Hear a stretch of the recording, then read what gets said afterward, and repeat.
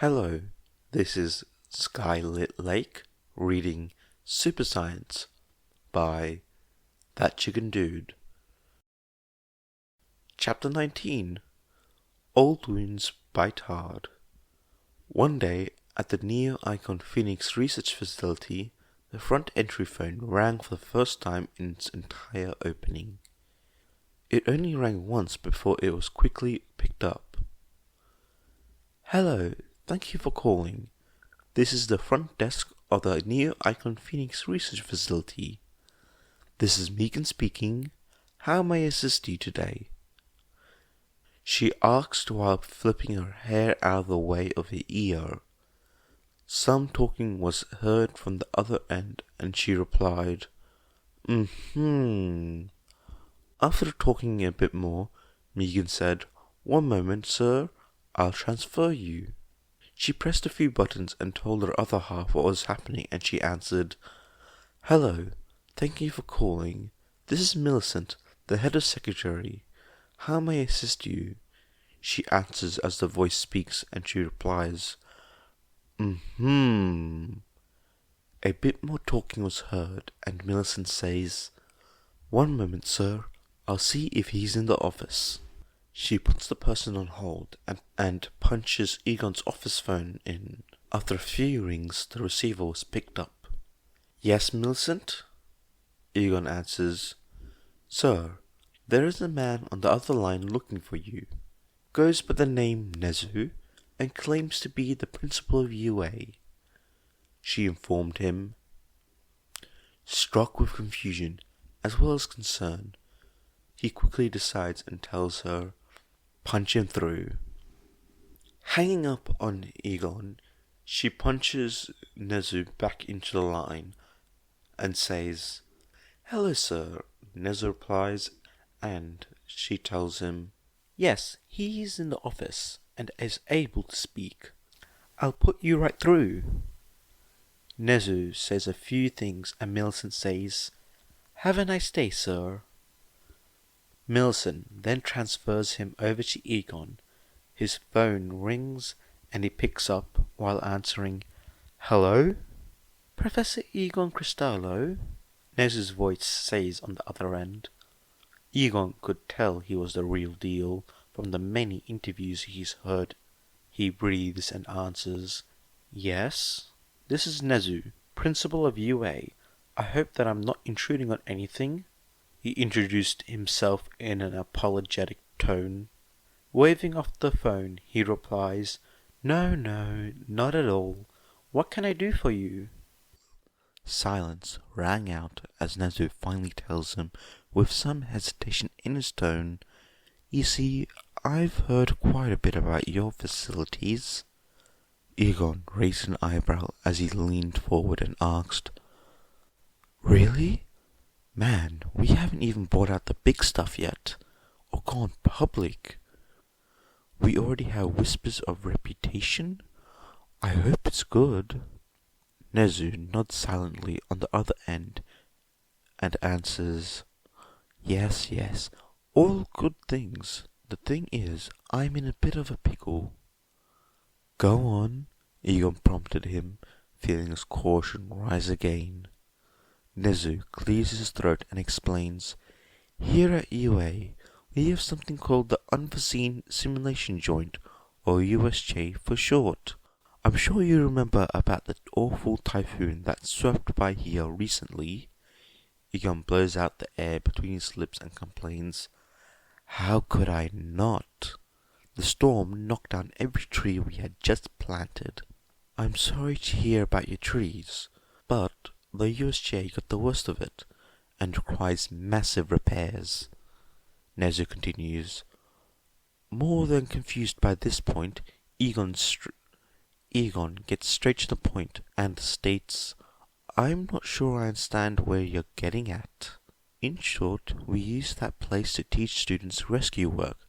Unfortunately, we can't, but I recently heard about your facility and had an idea," he told him as Egon raised an eyebrow in suspicion and intrigue. "Would you be so kind to allow our first years to practice in your facility?" Nezu asked with as much sincerity as he could muster over the phone. This shocked the man, and, with a flabbergasted tone, he told him, "Though I love nothing more than to help the youth, I also must tell you, we aren't half as big or prepared for handling education of rescue work. I completely understand, which is why I have something else in mind. A treasure hunt, if you will." Nezu explains, making Egon more curious as he continued. The students go around and collect clues on villain activity, find out what's what, and reach the goal, like detective work. Egon, becoming intrigued with the idea, says, "That sounds far more realistic for us." And yes, and I was hoping to turn it into a field trip for our students, teaching them the wider world of science and how everything goes into our daily lives. I'm more capable of realizing that our youth is so romanticized by the heroes, they have no respect or ideas about what goes behind the scenes with the creation of suits and gear and such. Nezu explained and asked Egon. Egon thought it over for a moment before saying in agreement, "That sounds like a great idea. Oh, but I'll need a list of the students attending so I can make proper arrangement." "Of course, please give me a moment and... there. It should have gone through," Nezu says as the sound of typing can be heard. Egon sees an email getting sent over and he wonders how Nezu got his, let alone the number of his facility. That's something he'll have to find out later, as he replies, "I see, now let's see." He looks over the long list of containing 40 students, 20 from each of the 2 classes. As he looks over the list, he sees a certain name that sticks out. After shaking his head and scrolls back, he exclaimed, "Oh." "Is something wrong?" Nezu asked. "Huh?" Egon said in a stupor, realizing he and Nezu were still talking.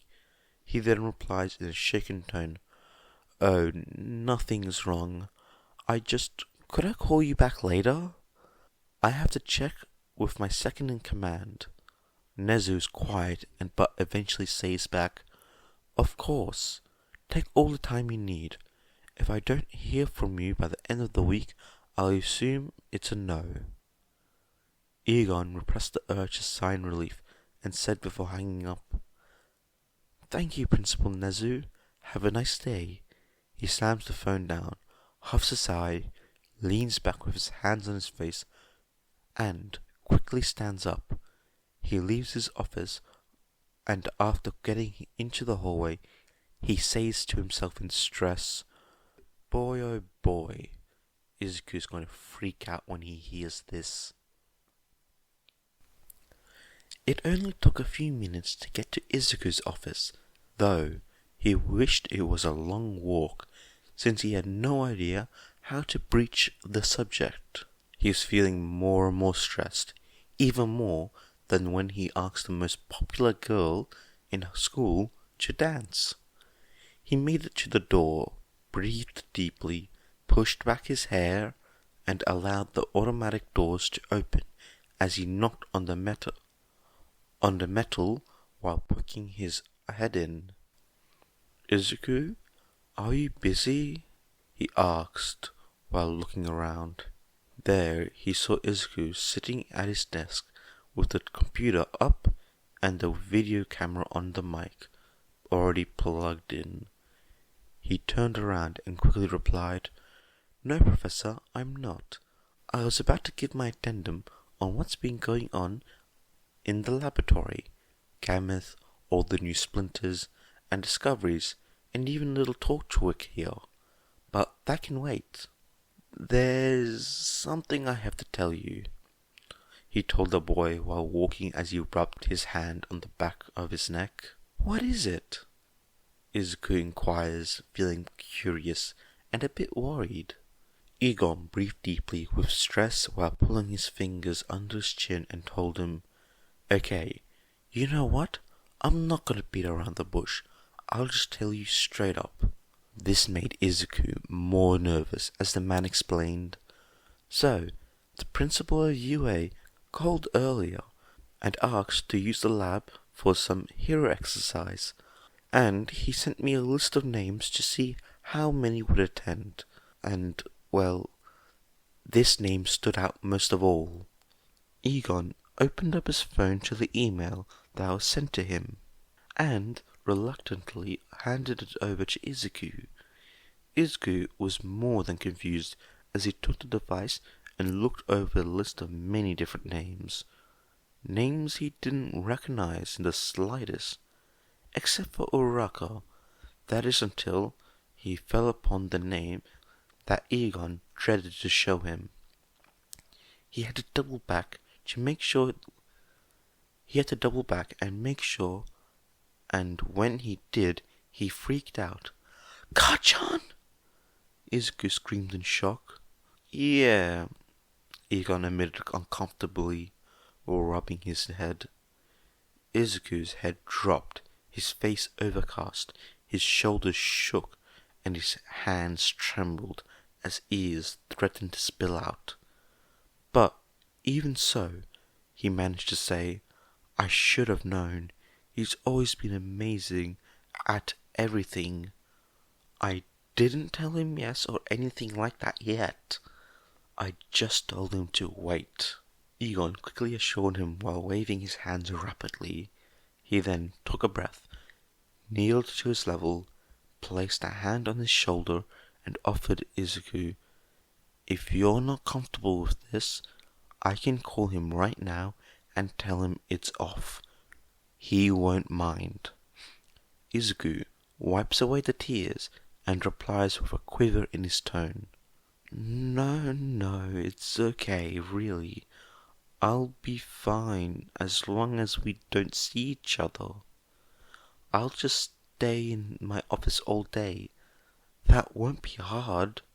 Egon relented, but told him, "If you say so. But, just to be safe, I'll have a guard at your door and have him be monitored. If anything else happens, I'll stop him." "Thank you. I appreciate it, really," Izuku replied while looking away. Egon then wrapped him in a huge hug and squeezed him tightly, as he told him, "Of course, anything for my favorite person in the world." Izuku hugged him back and told him before leaving, "I hope this goes well." Egon then got up, walked back through the door, and left, making his return call to the principal, leaving Izuku behind in his office. Turning back to the computer setup and giving his addendum, breathing deeply, Izuku centered himself before turning on the record button and starting his report. Chapter 20. Experimental Log. Subject: New Discoveries.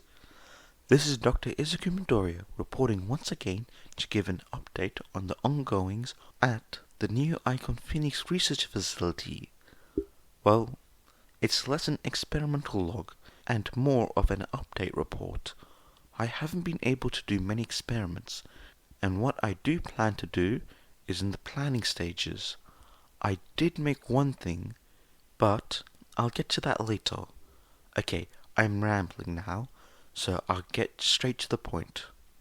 We have been able to hire several new employees here at the facility to help with other avenues of research, all of which are the heads of their divisions.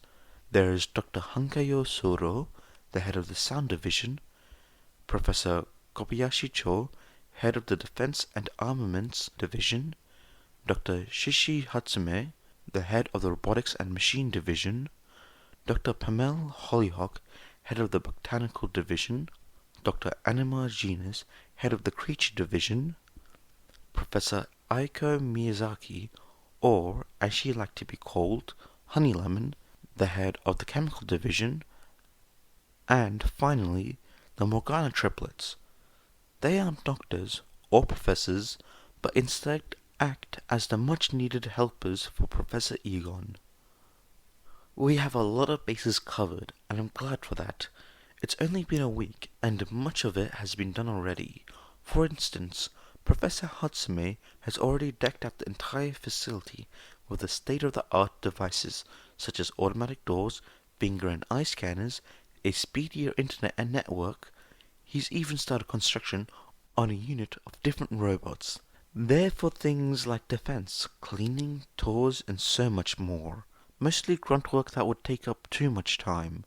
I even heard rumors that Professor Cho was going to outfit the facility with military-grade defense weapons and other such things, which we will need in the long run. Dr. Hollyhock is having a field day in the greenhouses. She's made so much stuff that I can't recall it all at once. Honeylemon is having a great time without any restrictions on materials, and has made plans and lots of discoveries that she couldn't before. Unlike Hatsume, who had blown up a time or 10, she has things set in place. I'm sure nothing unexpected will happen, or, at the least, minimal damages. The triplets have cut Professor Egon's work by 3/4, so I'm sure he'll finally be able to start work on the experiments. And finally, Dr. Hankayo, who had the most success so far. He's managed to turn one of the splinters' frequency into a baseline that's from both the positive and negative charges. We're not sure what the baseline frequency does, but we'll find out. He's also discovered that any splinter's frequency can be altered by sound waves. He can turn a positive into a negative and vice versa, which brought up topics of the main vein. He and I crossed minds and theorized that when the Singularity Soul was subject to tectonic movements, the frequency it produced also changed, affecting both evolution on Earth as well as the first quirks. But it's unlikely that such a small fragment could affect the whole planet. So, plans have been made to go to the same dig site to see if we can retrieve more. Speaking of collaborations between divisions, Professor Cephalopod and Genus have done the same and quite a bit more. They initially tried to hide it from Professor Egon. This didn't go so well, and he was not happy. Anyways, like I said, they've done quite a lot. First off, they somehow managed to make splinters that do some of the craziest things.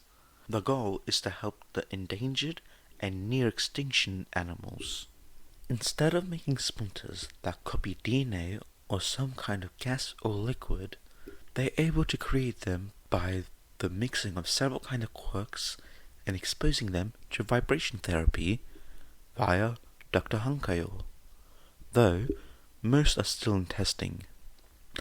As for what they have, the list is such: the little lady splinter. This causes any female creature with a working set of reproductive organs to become pregnant with a biological clone of herself. The rough and rowdy splinter. This one causes any creature, male or female, to go into its natural mating cycle, even if it isn't that time of year. The calm and cool splinter. This one causes creatures to instantly become acclimated to any new environment. It's put in new environments that it is put in and shows no signs of stress. This allows animals like rhinos and pandas to mate more easily. Growth spurt. This one increases the potency of the Singularity Soul's natural ability to cause minor organisms to rapidly age. This causes animals that would take years or even decades to fully mature to do so overnight. This one has been tested. Unfortunately, it wasn't smartly used on the right subject, and now Gameth is a full-grown adult, all before I could find anything about a specific ancient diet. The good boy. This one causes any animal that is not already domesticated to become as sociable and willing as a dog. Once again, used on Gameth and one other. The scramble mixer. This one brushes away the problem of inbreeding in the case of one or two individuals left in a species. When proximity, the subject's DNA will become instantly scrambled to the point they are biologically unrelated, thus allowing siblings and parents to mate in times of crisis. Note, I didn't name any of the splinters. All this talking of animals bring me to my next point. In the little time I did have when not worrying about other things, I was able to do some testing with both the evolution and quirk splinters. I had wondered what would happen when both were exposed at the same time, so I started my experiments with plants as they would be the most easy to get under control. However, that didn't work, as no matter what plant I tried, in any state of development or any kind, they would simply die. I guess the radiation was too much, so I decided to use an animal, and for safety I used the smallest one that could handle both radiations simultaneously as a baby. After acquiring the gecko egg, I placed it in the incubator and kept both splinters close. About 5 days later, it hatched into something I didn't expect in the least. In short, it became a dragon. I was scared shitless at the thought of what Egon would say, or how he would act, but I knew that hiding it would be worse.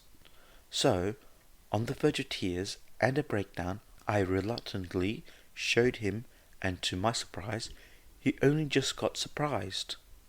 Guess I was overthinking it all, but my previous experiences with stuff like this says otherwise. Then again, I did take a lot of unnecessary risks, which is why he acted that way so many times. And I didn't hide it from him, just went straight to him once I realized what it was. Sorry, I'm rambling again.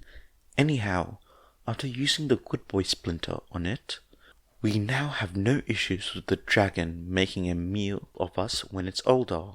He's so friendly now, but he was always like that with me. I guess he imprinted on me?